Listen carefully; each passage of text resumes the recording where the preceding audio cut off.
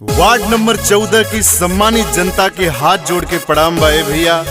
हमनी के बीच में जिला पंचायत सदस्य की भावी प्रत्याशी के रूप में शीला सिंह पत्नी आईबी सिंह आइल बाड़ी। आप लोग से एक करजोर विनती बा, शीला सिंह के वोट करी, सपोर्ट करी, क्षेत्र के विकास में सहयोगी बनी। सुना चाचा चाची, सुना बड़का भैया, गोड़ लागतानी हो हे बूढ़ी मैया। वार्ड नंबर 14 से शीला सिंह। सुना चाचा चाची, सुना बड़का भैया, गोड़ लागतानी हो हे बूढ़ी मैया। जिला पंचायत में इन्हें पहुँचाई दे, शीला सिंह के तू विजयी बनाई दे।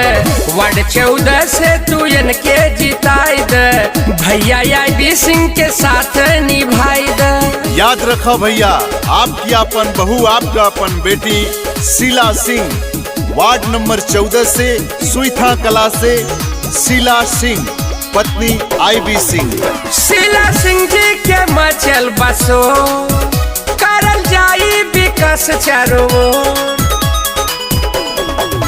शीला सिंह जी के मचल बसो, करल जाई विकास चारो। तू विजय वाला नारा लगाई दे, शीला सिंह के तू विजयी बनाई दे। वार्ड 14 से तू इनके जिताई दे, भैया आईबी सिंह के साथ निभाई दे। योग्य, कर्मठ, ईमानदार प्रत्याशी आपकी अपनी शीला सिंह पत्नी आईबी सिंह हर वक्त जनता के साथ खड़ा रहेंगे। साथियों याद रखें, शीला सिंह सेवा जनता को करेली, दुखियन खातिर लड़ेली। सेवा जनता को करेली, दुखियन खातिर लड़ेली।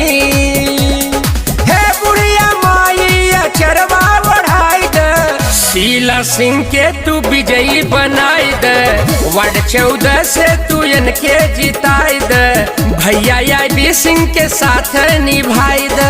वार्ड नंबर 14 की समस्त जनता से, चाचा से, चाची से, भैया से, बहिनी से, दादा दादी से हाथ जोड़ के विनती बा, शीला सिंह के जिताई जा लोग। आईबी सिंह भैया के हाथ मजबूत करी, कौनो भी कमी ना हुई भैया। नेता रही है ये सबसे बेजोड़, आईबी सिंह भैया कहे हाथ जोड़। नेता रही है ये सबसे बेजोड़, आईबी सिंह भैया कहे हाथ जोड़। हे बड़का बाबू आशीष बरसाई दे, शीला सिंह के तू विजयी बनाई दे। वार्ड 14 से तू इनके जिताई दे, भैया आईबी सिंह के साथ निभाई दे।